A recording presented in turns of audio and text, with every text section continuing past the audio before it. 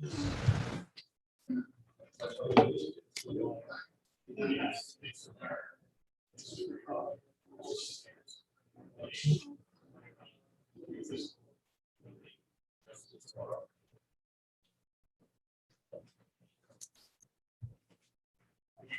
to the school committee meeting of Monday, May 17th.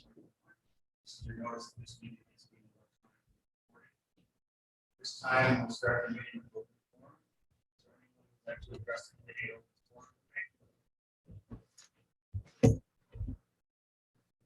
All right. So there's no one for open forum, so I will go ahead and close the forum. Move on to our business agenda. We'll start with the superintendent. Mrs. Sawyer. Thank you. It is my pleasure to report that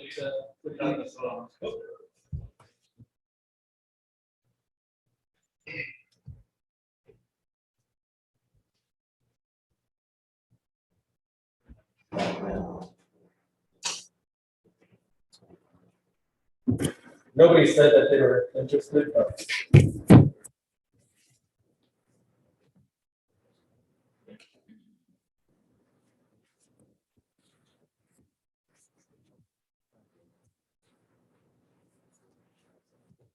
We all set, Jim?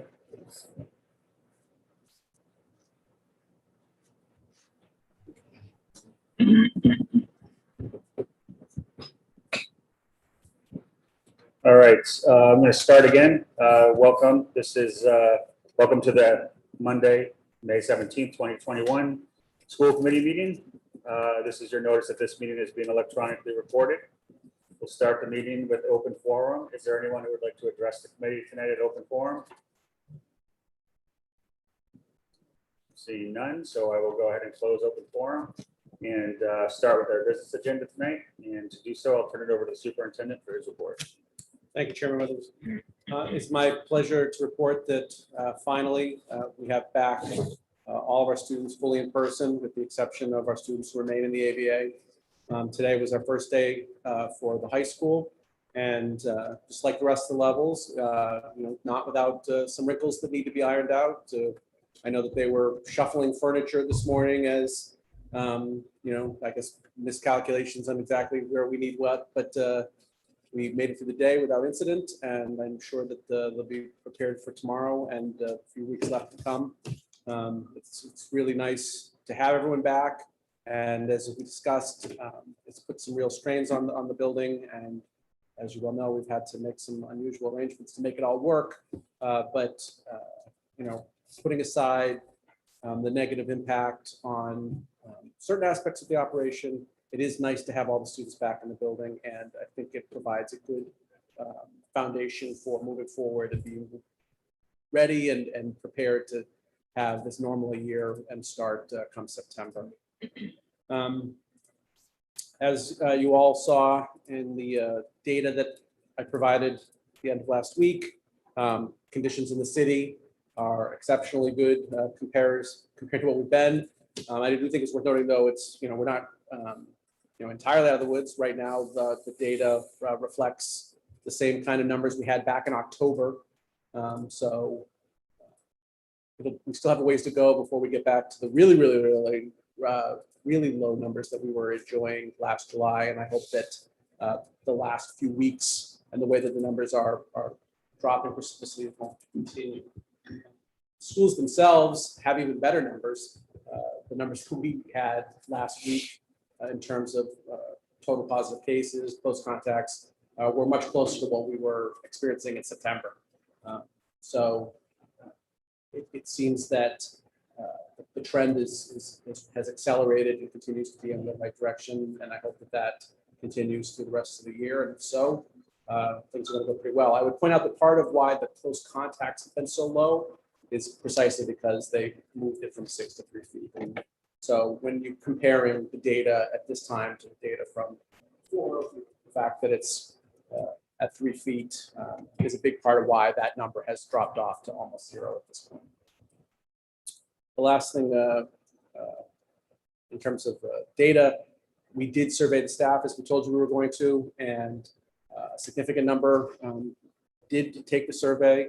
I don't have the exact number, but it was well more than half. And 90% of the people who responded have been vaccinated. And of the 10% that had not been vaccinated, half of them intended to or were in the process of. So as far as we're concerned, we have a very, very high vaccination level in the district. And we consider that our employees have had the opportunity, the ones that want to be vaccinated are vaccinated. And we're going to move on without worrying about vaccinations anymore. This will be the last time I bring up vaccinations from a employer perspective. Certainly come fall, there'll be conversations about student vaccinations as that relates to whatever guidance we're given. But as far as our staff, they're vaccinated, and I think that's part of the success that we're enjoying in the district currently. As I know many of you are aware, the state dropped new guidance on us today without warning, which is the new game they like to play. I really appreciate scrambling to get our head around what they're telling us. There are a couple of important implications for the schools for the remainder of the year. And I'll start by saying that we really expect all new guidance from both the CDC and then the state this summer as relates to the fall. So this is just really a conversation about what's going to be true from here to the end of the school year based on what's happening. And I am hoping that this will be the last time that we have to make a change. Most significantly, no one in schools needs to wear masks outdoors anymore, right? So recess, no masks. Any other outdoor activities, no masks. Masks are not required. We believe that this will also have an impact on athletics, but that's yet to become clear. I know that the MIA is going to be taking that up very shortly, and we'll be getting more information out of that. But it seems like mask wearing for the schools is a thing of the past. Now, again, this just came in today. I have a meeting with principals in the morning, so it might take us a day to get that fully implemented, but we will have that certainly as quick as we can be the way that we're handling things here in Attleboro.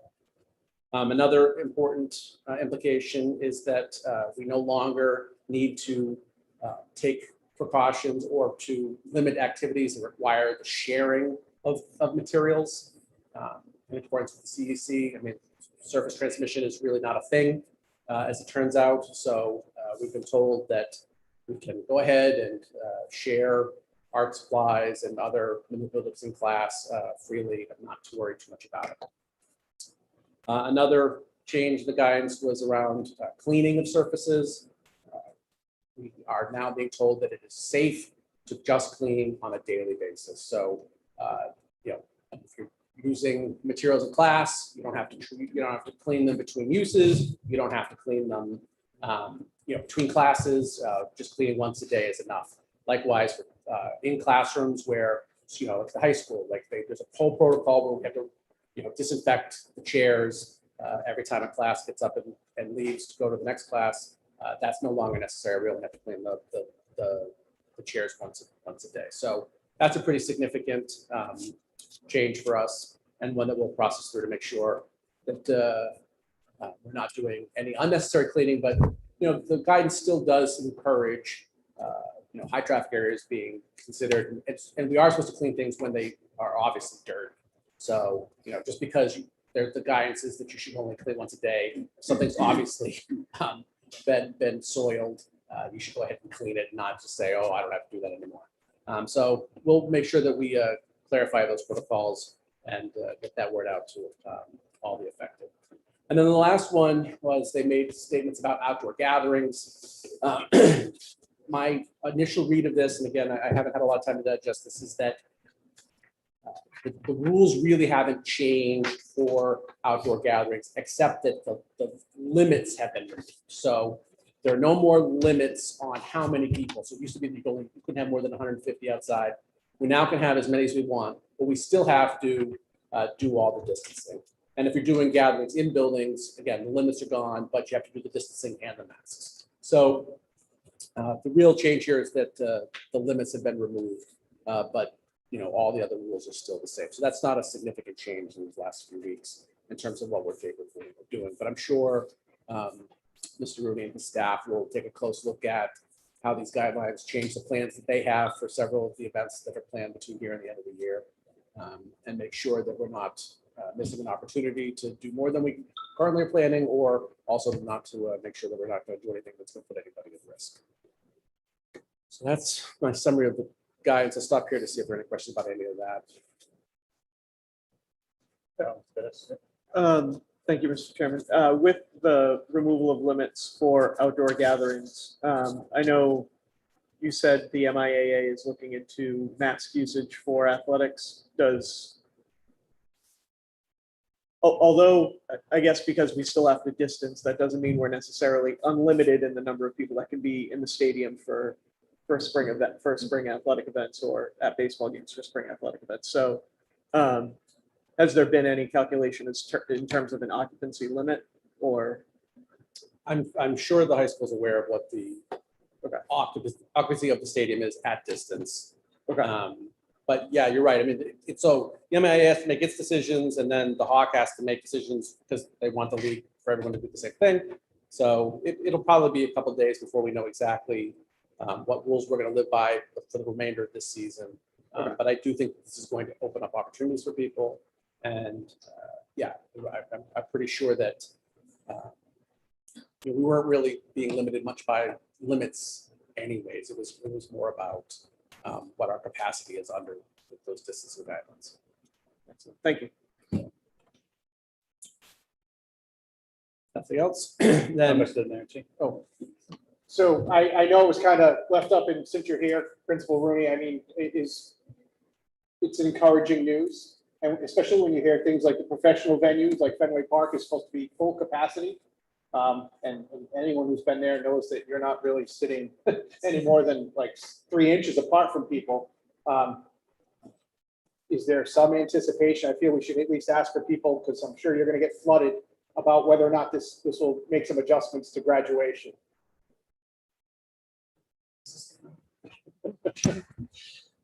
As the superintendent said, we don't want to miss any opportunities. It just came to my attention this afternoon around 2:30. I reached out to him immediately. We're going to discuss it tomorrow, and then we'll discuss it internally. But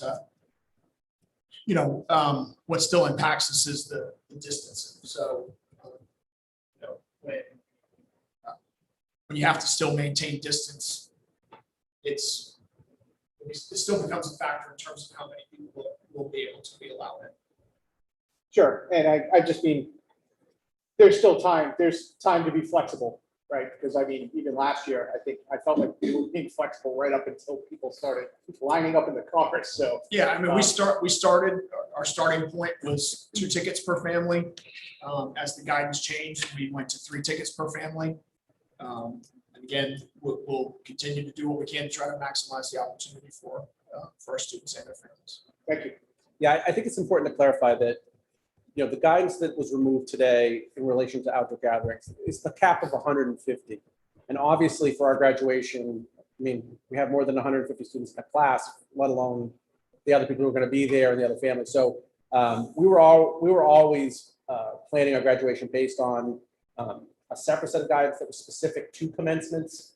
And so, that was always required that we were at distance. So the rules around commencement, I don't think have changed in our first quick read of this, because we were already basing our plans off of the distancing requirements, not on a cap on how many people were involved. But one of the things that I know Mr. Rooney will do is to check in with what the other high schools are doing and how they're interpreting. And we'll just make sure that we're not missing an opportunity, because if we can have more people there, we would want to do that.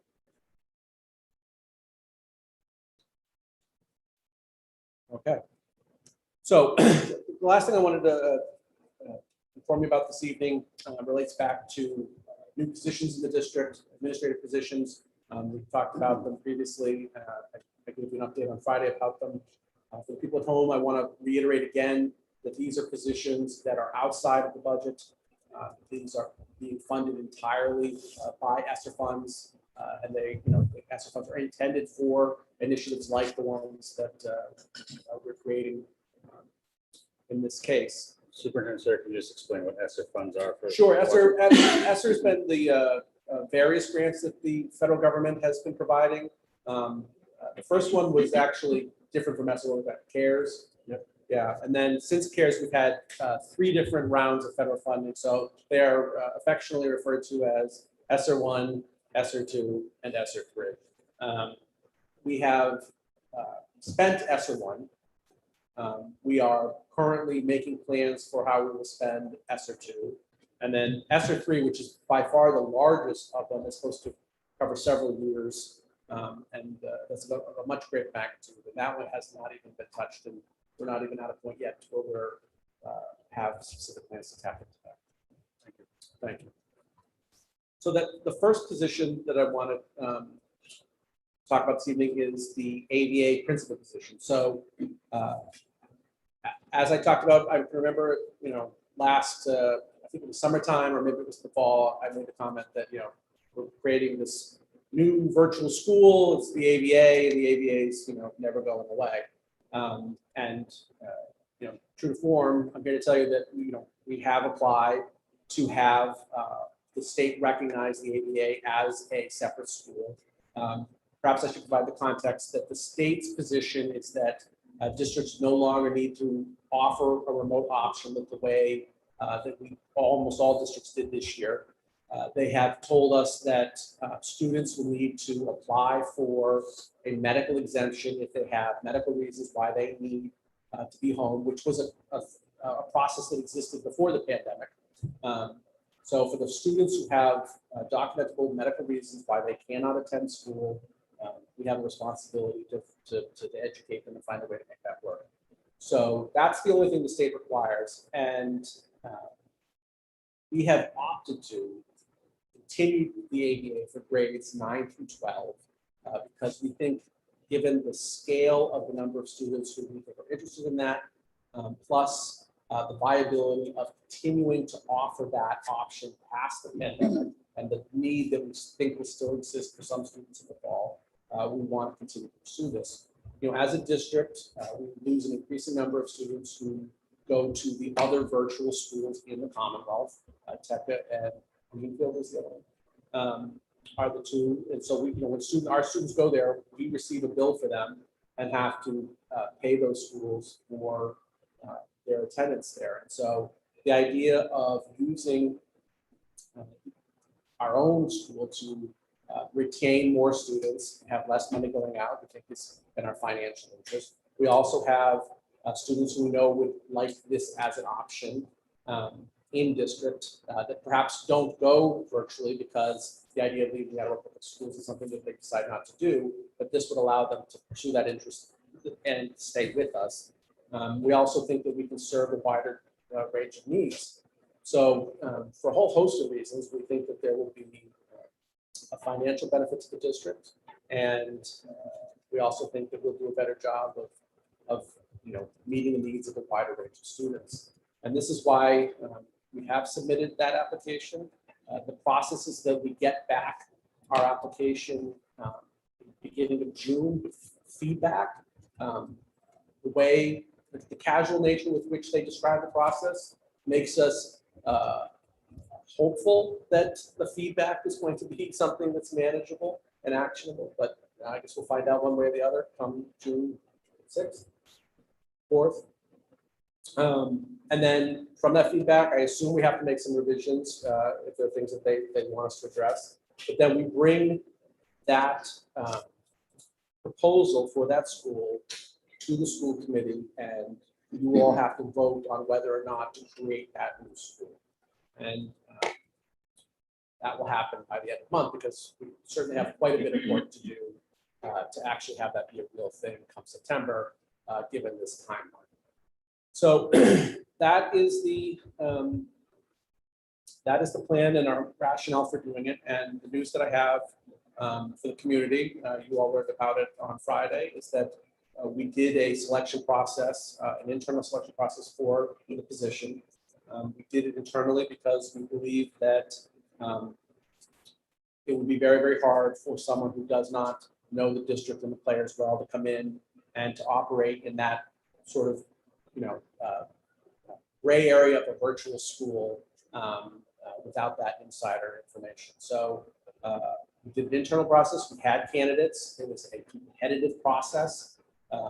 And at the end of that, committee did make a selection, and it is with great excitement that I bring to the rest of the community the knowledge that Joe Connor, the principal of Msba, was selected by that team to be the first principal of the ABA. We are very excited because we know from Joe's long experience here in the district what he's capable of, and we think that he has the skill set we need to build up a school from the ground up. Right, he's starting basically with a blank canvas because we are not replicating the way we organized the ABA this year in the exact same manner, making some changes based on lessons learned. We want it to, again, work in a way that's going to be sustainable for the long term.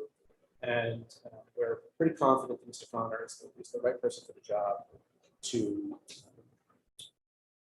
understand how to take the opportunity for this particular school and do it in a way that delivers on the hope that it benefits both the district as a whole and the students that are within it. So again, it's with great pride that I let you know that Mr. Connor. Mr. Storrs? Thank you, Mr. Chairman. So I know we discussed this position, and yeah, I'm sure there's others in the community that would want to understand transparently what is the salary range for the position, and then also what would the roles and responsibilities be. As we discussed, there is differences between a virtual principal and a hard building, brick and mortar building principal, but as we also discussed, there's the differences also compensate, meaning the things that a building principal might be responsible for, transportation and all those other things, sure, that may not be part of the virtual school, but the virtual school has other responsibilities. And just to verify, I think we say usually around $13,000 per student is what we say. And if we hit 77 students, that's $1 million. Right. So I just wanted to throw that out there before you hurry the answer. Yeah, so we have not signed a contract yet. So I don't have an exact salary, but we intend to, as a principal, pay this salary commensurate with the principal salary. The job is different, and one of the sensitivities to the job, again, as I've already talked about, is that this is somebody who's not coming in and taking an organization that already exists and just managing it and trying to lead it to an improved set of outcomes. On top of all of that, this job entails building something that does not exist currently into something that is sustainable. Because, as we talked about, this position is completely grant funded, but we know that if this is going to continue, it needs to be self-sustaining based on enrollment. And that was one of the other things, is that we wanted to be able to produce seats in the school so that we can see the opportunity to grow it, so that we have enough people involved that the finances do work out to everyone's mutual benefit.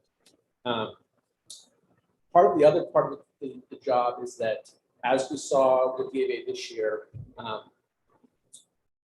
while some students, I think, take to remote learning exceptionally well right out of the gate, they flourish with it. It's the exact type of learning environment that they thrive in, and they've done well, and I think people are very happy. We do have some students who, for various reasons, choose to do remote, who have a harder time connecting and feeling, not getting lost in the shuffle. And I think, quite frankly, one of the things that we identified and wanted to create a thriving school for next year is that we said that we needed to do a better job with those students. That there were too many students who struggled in the ABA for a pretty decent period of time. Most of those eventually made it back up in hybrid and are now fully in person. And having a principal who can oversee the staff, work with them, observe them, lead them to ensure that they are doing everything we can do to provide not just access to learning, but a true school environment so that everyone can thrive is a much more challenging thing to do from a remote setting. And that's a unique challenge to that position. Larson. When I first heard that Mr. Connor was taking this position, I was thinking back, the first time I met Mr. Connor was back over at Brennan. Yes. Then at the high school, got to know him even more through lab. It's a great selection. I'm very excited to see him taking on this position. And I think he's going to do a great job with it. So the second position is the Director of Social Emotional Learning. Now, we've been talking all year about the impact of the pandemic and the mental health concerns that we have as a district for all of our students, and how there's significant evidence that many students, and not just students, right? I certainly have plenty of employees as well, who have struggled with the isolation and the challenges and stresses of what we've all just experienced over the last few months.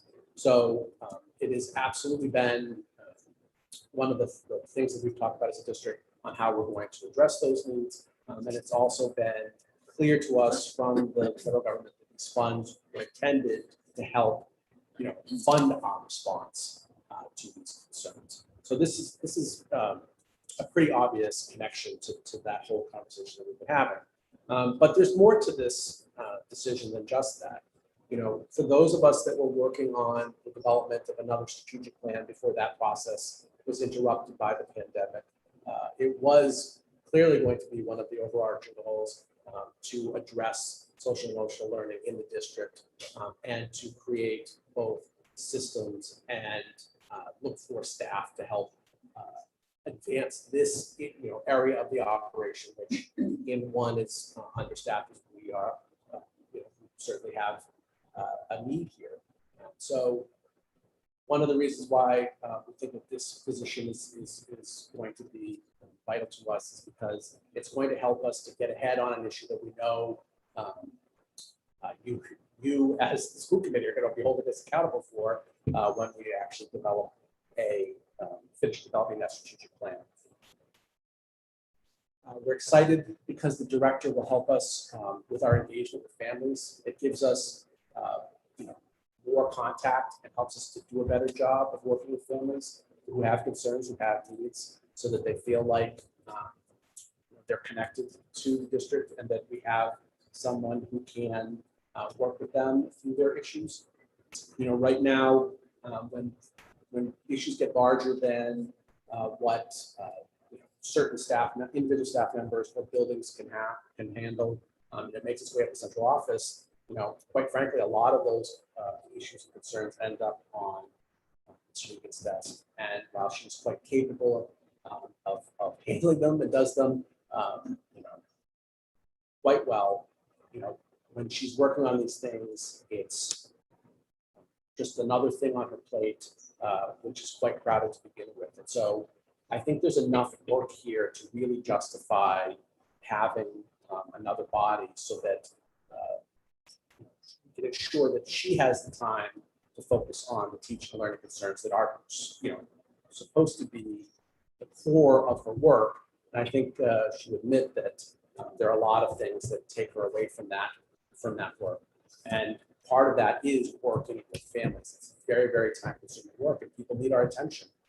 That's how you help people. This is not simple stuff that you can just, throw an easy solution at and move on. And a lot of times, these are issues that take quite a bit of attention. And having a physician do that, I think, will make families more satisfied with our ability to serve their needs.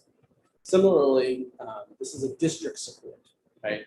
A lot of times people argue for specific positions in a building, and if we had funds on a larger magnitude, that would certainly be nice, right?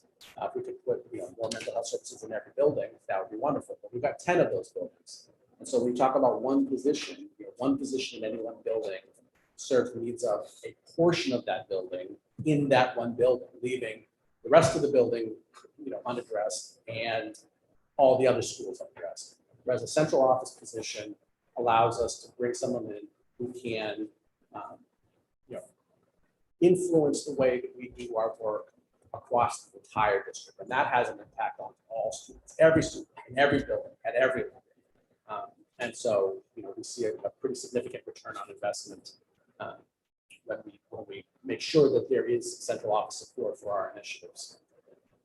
One of the key parts of this job is working with our community partners to ensure that our families have access to the wraparound services that are available to them. This is something that we are getting better at as a district. And we believe that having devoted personnel to that will make a significant difference in helping families get the help that they need. And we've talked about it multiple times. We're an educational institution, right? We're not a mental health institution. We are not qualified to provide mental health services. We need to help families gain access to people who can help. And that's never going to be the finance that we take care of everything. We can do a better job of a lot of things, and this will help with that, but it's still going to be a core part of the job to help make inroads to places that can provide the help that a lot of people need.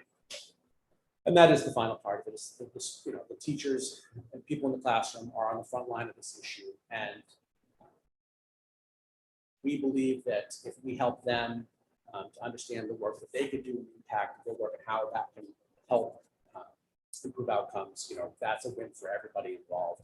And at this point, we haven't been able to provide that kind of support. That's not been a focus. But we know that needs to be the case for this coming year, and have someone making sure that that's happening everywhere, that it's the right things is a key. So that's the position in a nutshell. There's probably, there's quite a bit more to it, but as a summary, high-level summary, I think that kind of captures a sense of what we're expecting it to be. And the good news I have for you this evening is that we're ready to announce that we have that position filled as well. And it's with the utmost pleasure that I let you know that Ms. Joanne Palma, principal here at Studley Elementary School, has agreed to come on and take on that tremendous task. For those of you who are familiar with her work, this is a return to her roots as a behavioralist in the district. She sees the need for this. She is as talented as they come when it comes to this kind of work. And we know that her legitimacy as a leader and her skill set in working with people is going to really make a difference for us as a district in improving outcomes for students in relation to concerns around social emotional wellbeing. Stores. Thank you, Chairman. First, I know that the job descriptions it came to policy. We'll be looking at them again in 2 weeks at the policy meeting. But both picks, I think, are great selections. I do financially, again, being transparent, when it comes to grant funded positions, it's something the school committee always needs to look at, because we know grants are temporary. So this is something that will directly impact the budget in the future. So maybe not this year, maybe not next year, down the road. We have, with all those grant funds through ESSER 2 and 3, there will be no cost to the district for the first 3 years. And depending on the details, because for the last time we talked about it, we still weren't quite sure whether ESSER 3 was going to go 3 or 5 years. Has that been settled yet? No. Yeah, so if it goes out 5 years, it might be as far out of the future as that. But you are right. There does come a day where the grant funding goes away. And I would just say that in this case, we have a lot of time to assess whether or not this decision in this moment was really just in relation to a concern that was proximate to the pandemic, or whether, as I suspect we will, this is something that meets a larger need. And there's I think there's a legitimate hope that that as our enrollment issue irons itself out, and we get back to what we've been for almost 20 years, SOA funding will kick in and support an improved financial situation for the district between now and that point. And yeah, at some point, we'll have to decide whether this is something we're going to want to pick up or not. But hopefully the financial picture in that moment will make it easy to do so. And just to finish, thank you for that, but to finish my point, every year we're always looking at the budget and we're always saying, we really need this, but we're only going to get this, so we have to live within those means. So whenever we are looking at adding an administrative position, which is what this is, of course, there's questions regarding that. But it sounds like at least for a minimum of 3 years, this is covered by grants, which is great. I see the value of this position without a doubt. I've had concerns regarding the responsibility associated with this position. So I definitely believe this is a good thing. Again, great choices, but could you just add a little bit about who may or may not be reporting to this position and whether or not this position would be reporting to you directly or through others? Yeah, so well, I'm going to turn this over to Ms. Regan, let her describe a little bit about how this position fits into the other positions already. We also have group work leaders here very closely with Tim Richmond and his support officers. We learned that someone needs to really take some time to work with them and help them work through some of the issues and concerns that come up, whether that be visiting homes or taking time to just meet with families particularly, but also in-person learning. And so Ms. Connell will be supervising, and she'll also be working very closely with our community engagement specialist. So she'll be helping her to create a robust welcome center and some of the wraparound services that will be associated with that. And in looking at crisis intervention team, the immersion program that we're about to start, Ms. Connell will also be connected with that and all of the community partners that have been associated with that over the past 2 years. So we're grateful that we've had the opportunity to collaborate with them, and very strong foundation, and look forward to continuing. Sorry. You're good. Thank you, Mr. Chairman. I agree with everything that's been said about Mr. Connor and Mr. Palmer. I think these are two perfect hires for both of these positions, although as a Studley parent, I'm heartbroken that we're losing her from the building. And I'm sure one set of parents are sad to lose Mr. Connor as well. My other question was somewhat organizational in nature. So is this this is going to be supervising adjustment counselors throughout the district, as well as because there's a difference between like the counseling aspect and say the school psychologist, which falls under special education. So where's that fine line, I guess? The adjustment counselors will still be under Ms. Medeiros. Okay. So most of the services, and she'll have contact with them through PBIS and some of the other behavioral supports that we have in place in the building and counseling. She'll be giving them more strategies and different tools for their toolboxes, let's say, but they will still fall under Ms. Medeiros, especially for students that have counseling services identified in their IEPs. I did have one other question. Yeah, I'll just be brief because I think the superintendent kind of covered a lot of the point I was going to make is that the ESSA funds would cover some of the funding, especially for the social emotional learning, but that the Student Opportunity Act should start to bring back budget that we need. That is the whole point of it. And like you said, I think when we get back to what the real enrollment numbers should be and compared to what they use this year, I see the value of that. I see the value, of course, obviously for the virtual academy. But yeah, that was kind of the biggest point that I wanted to make. I think both of these positions will become self-sustaining through the choices that we're making and through the additional state funding that's coming. So I'm thrilled to see these. I know they were part of our, especially for social emotional learning, that was a huge sticking point for our 5-year plan.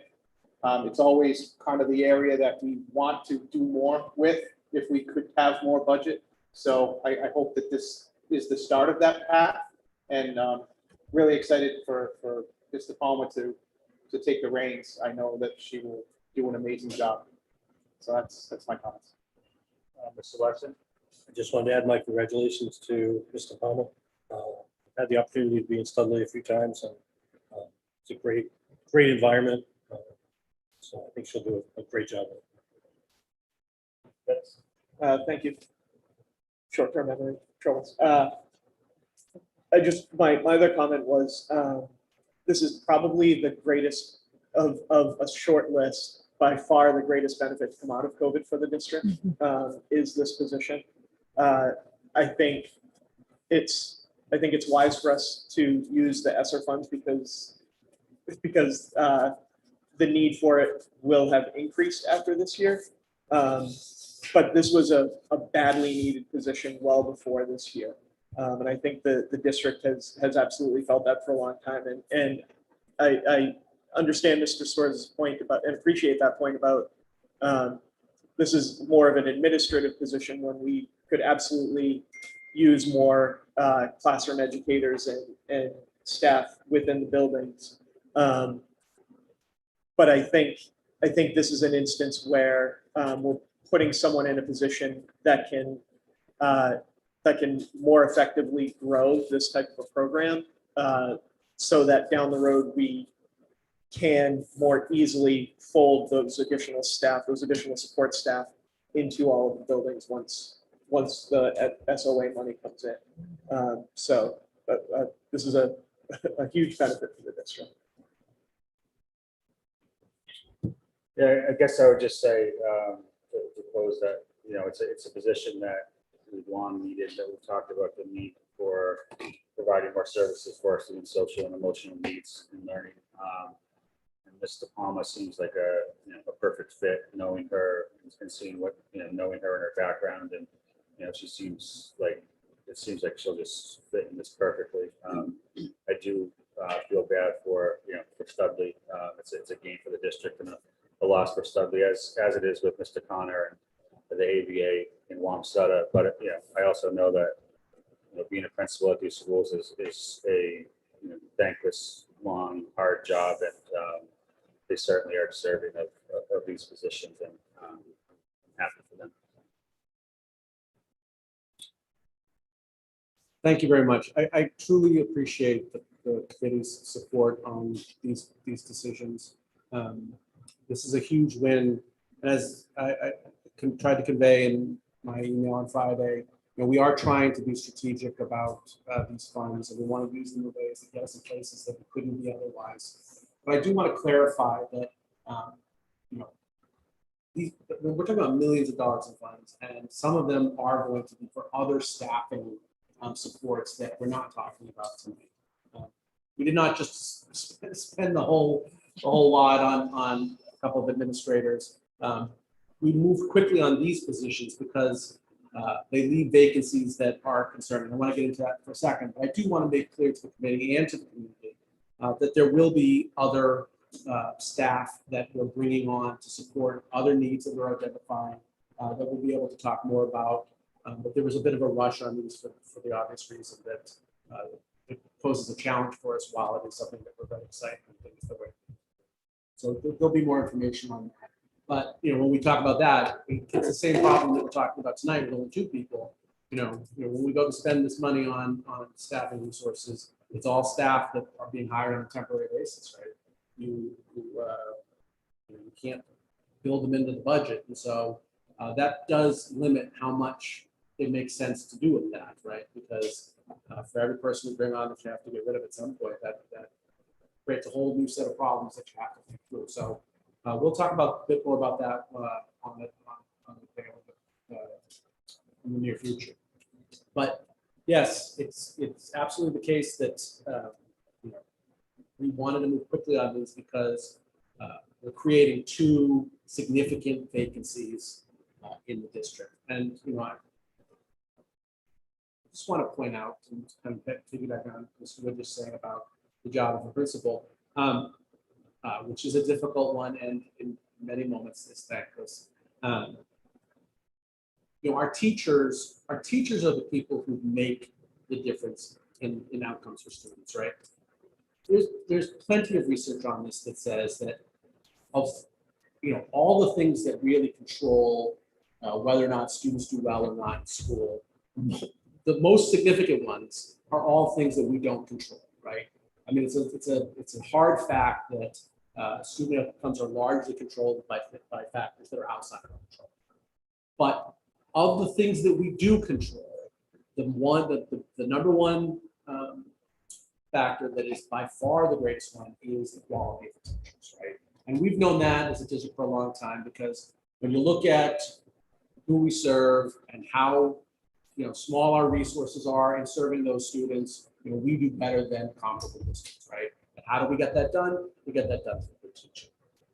So the teachers are the ones that make the difference. But nobody has a greater impact on whether or not teachers can do well or not than who their principal is, right? The principals set the conditions in the building, and they're the ones that make it either easier for teachers to do well or make it harder for them to do well. And so they are extremely important jobs because they really, really do impact the daily lives of the teachers, who are the people who make the difference. And so, it's not something we take lightly to intentionally create a vacancy in these jobs, because it is hard to find people who are willing and able to do these jobs and do them well. But I would say that while we search and seek to have stability and leadership, I think we should reflect on this moment and how far we've come as a district, right?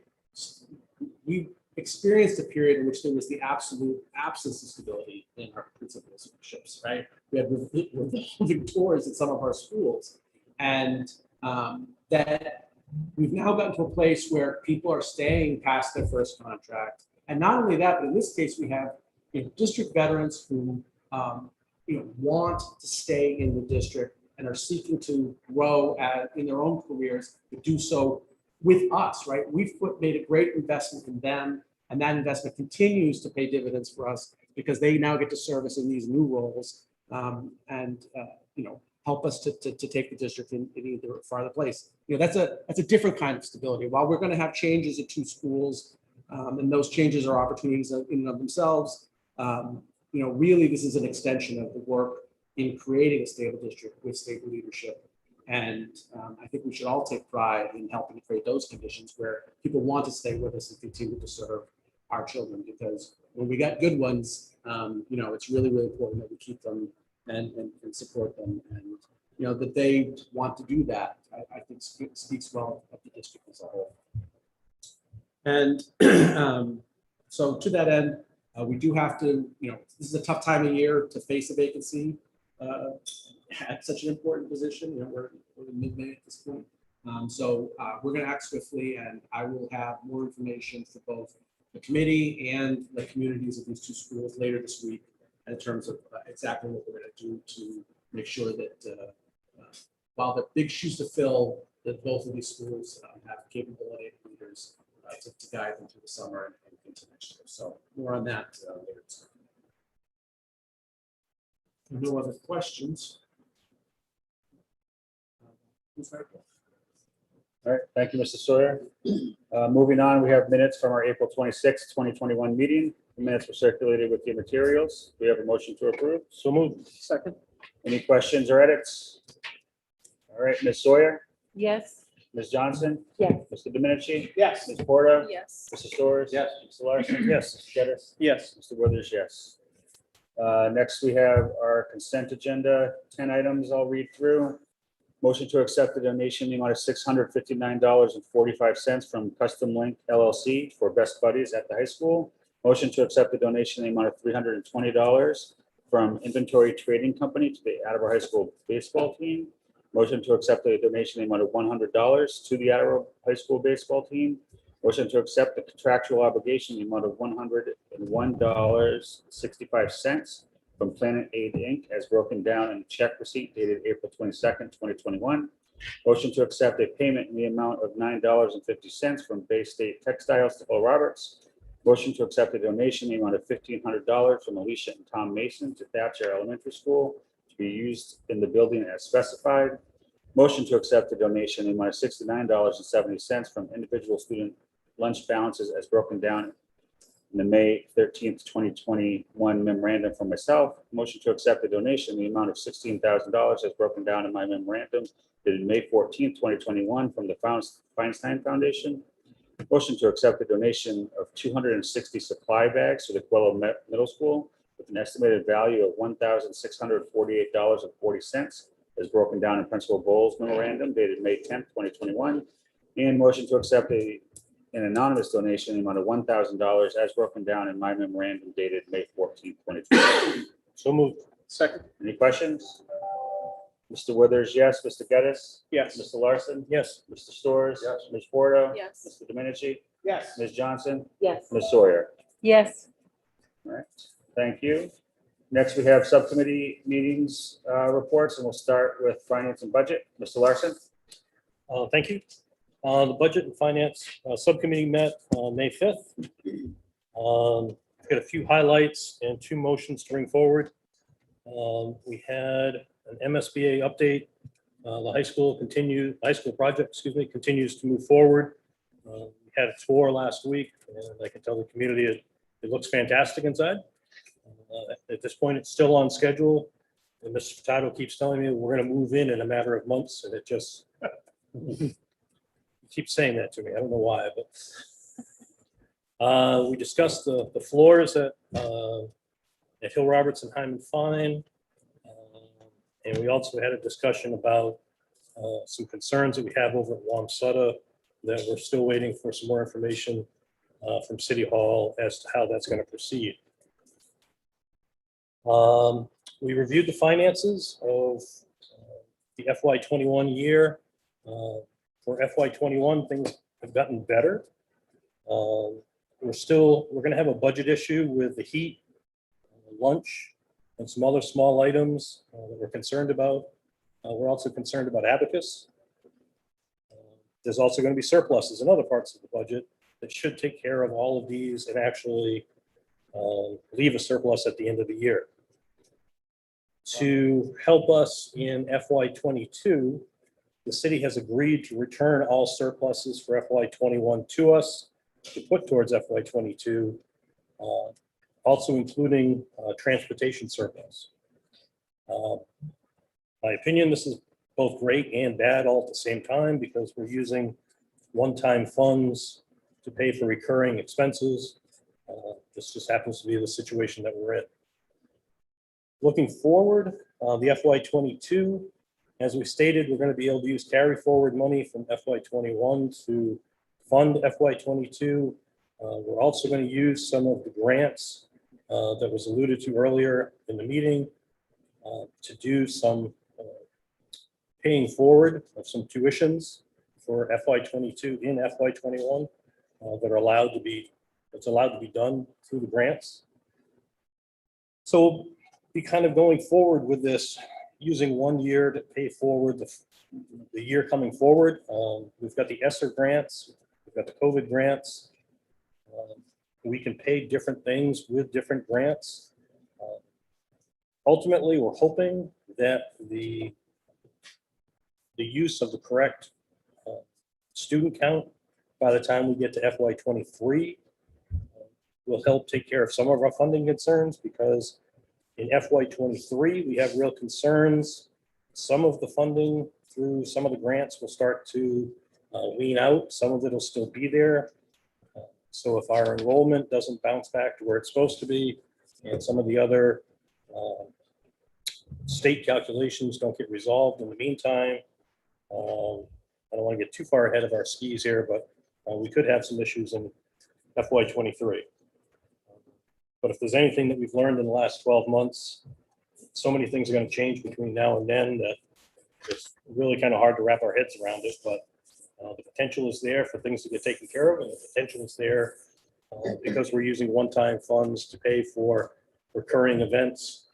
As we've discussed earlier in the meeting, it could come back to be a potential issue. That all having been said, ask if there's any questions so far. Seeing none, I will go forward with the two motions. We've got two motions to recommend to the full committee. The first is an annual housekeeping. entertain a motion to allow the budget director to make the necessary transfers to close out the FY 21 fiscal year. So, second. Any discussion? Okay. Mr. Withers? Yes. Ms. Geddes? Yes. Mr. Larson, yes. Mr. Storrs? Yes. Ms. Porto? Yes. Mr. Domenici? Yes.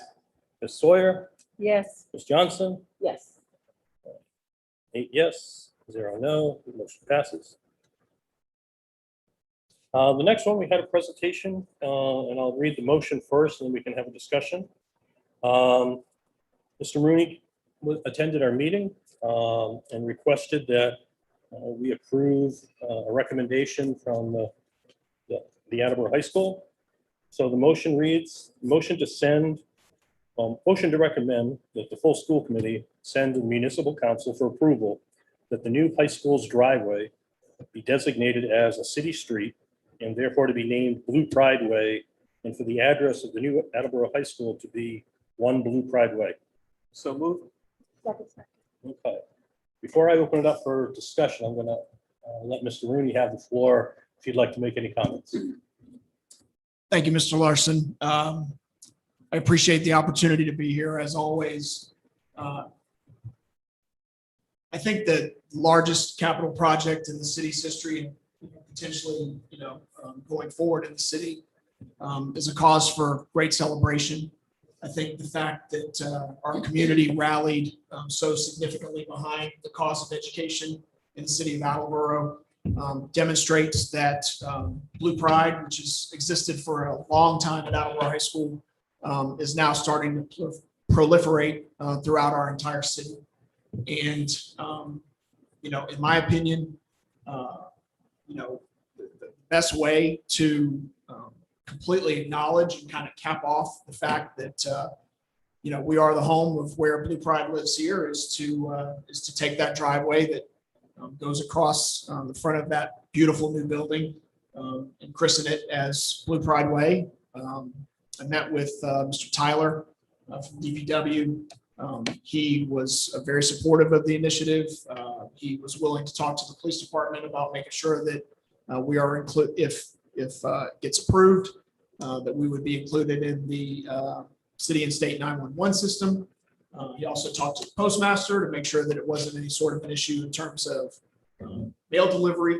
And he also brought up a very good point that if it is incorporated as a city street, that it would be eligible for certain funding through the city and maybe even possibly some state and federal entities. So again, I think that we are so proud of that new building, and we are just so happy that our kids are back full-time today, our teachers are back full-time today. What better way to really finish off the brand new Attleboro High School than to move it, so to speak, to 1 Blue Pride Way. The committee did bring this forward as a unanimous recommendation. Mr. Storrs. Great idea. So the question is, any chance that we can have that road Blue Pride Blue? I'm sure Paint the you've road thought of blue? it. Blue Pride Blue, that's my thing. I coined that just now. What do you think? Is that possible? Sure, we could talk to the design team and see, see what the options are. Great. Anyone else? Okay. Ms. Sawyer, Yes. Mr. Domenici, Yes. Ms. Porto, Yes. Mr. Storrs, Yes. Mr. Larson, yes. Mr. Withers, Yes. Ms. Geddes, Yes. Ms. Johnson, Yes. 8-0. We'll recommend it to all the very full, much. we'll recommend it to the municipal council. Mr. Chairman, that ends my report. Thank you, Mr. Larson. Our last subcommittee report tonight is policy and personnel. Mr. Storrs. Thank you, Mr. Chairman. The Policy and Personnel Subcommittee met last Monday. We were able to bring forward one policy and 2 exhibits that we're actually looking to remove from the policy binder. Policy GCBD which is staff fringe benefits. Mass does not have this policy. We feel we don't need this policy as the benefits are explained within the contract. And then Exhibit E1, which is employment agreement yearly, and and E2, which is employment agreement multi-year.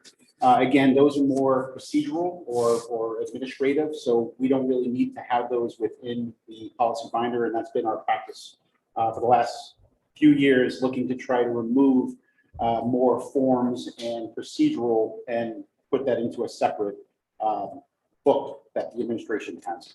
So these were all voted out unanimously, 3-0, to be removed. So I'll put these up for discussion. So the motion is to remove policy GCBD, staff fringe benefits, and Exhibit E1, employment agreement yearly, and Exhibit E2, multi-year. Is there any discussion? All right. Seeing none, Ms. Sawyer, Yes. Ms. Johnson, Yes. Mr. Minichi, Yes. Mrs. Porter, Yes. Mr. Storrs, yes, Mr. Larson, Yes. Mr. Geddes, Yes. and Mr. Withers. Yes. Thank you. So unanimously, we will remove the policy and those two exhibits. We are looking to have another policy subcommittee meeting in 2 weeks. We have a lot of things that we're looking at. So we're just going to try to finish the year strong. So that meeting is scheduled for May 24th, 7 p.m. in the library media center. And that concludes my report. Just to confirm, the meeting's the 24th, which is next Monday, correct? Correct. Okay. All right, that concludes our business agenda tonight. Does anyone have any new business or items to raise? Mr. Gaddis? Just a question for the administration. I think I speak for everyone in the community when I say we're excited to close the book on this academic year for a number of reasons. I know this year was special in terms of school start times, travel change or transportation changes, et cetera. What's the administration's timeline on determining what next year will look like if we're going back to original start times and when families will hear about those? Under the current guidance, we would keep the times the same. But I think we have reason to suspect that guidance might change. So depending on when that comes along, it really comes down to whether or not that's enough time to make an adjustment. Ms. Regan, I don't want to add anything to that.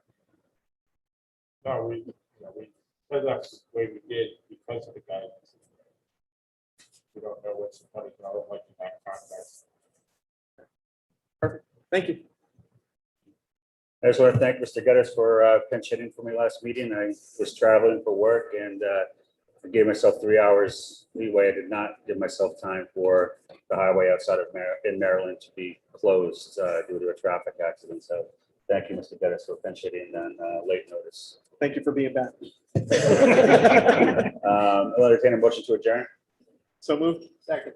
Ms. Sawyer, Yes. Ms. Johnson, Yes. Mr. Minichi, Yes. Ms. Porto, Yes. Mr. Storrs, Yes. Mr. Larson, Yes. Mr. Geddes, Yes. Mr. Withers, yes.